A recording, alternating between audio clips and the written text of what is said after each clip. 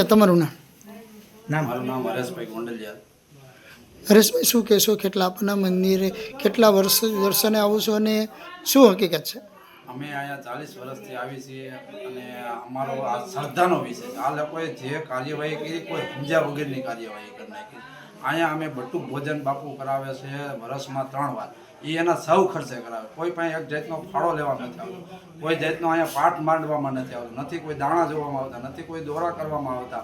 બધાય શ્રદ્ધાથી આવે છે અને બધાય શ્રદ્ધાથી જે કાંઈ દાદા પાસે માગે છે. બાપુ કોઈને આપતા નથી. એમ કે દાદા તમને સારું કરી દેશે બાપા, મારી પાસે કાંઈ છે નહીં.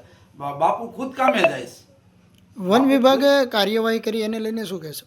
વન વિભાગે કોઈ જાણ્યા જોયા વગર કાર્યવાહી કરી. એ લોકોએ અમે કીધું તો એ લોકોએ એમ કીધું ભાઈ અમને તો ઉપરથી ઓર્ડર આવ્યો છે એટલે એના માટે અમે આવ્યા છે અને આવ્યા છે તમે અત્યારે લઈ જાય છે તો તમારા દાદાની શ્રદ્ધા છે પાછા આવી જશે. તો અમને શ્રદ્ધા કે દાદા પાછા આવશે જ.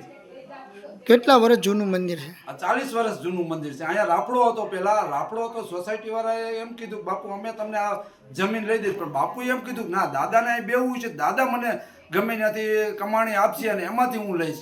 કોઈ જાતનો ફાળો કરીને આ મંદિર નથી બનાવ્યું. જેમ બાપુએ કમાણી કરી અને દાદાએ આપ્યું છે ને એમ આ મંદિર બનાવ્યું. અહીંયા પેલા રાફડો જ હતો, આ મંદિર નીચે જ રાફડો હતો. નહીં તો બાપુએ મંદિર ક્યાં બનાવવાની જરૂર હતી? એને ક્યાં કોઈ જરૂર છે? ઓકે.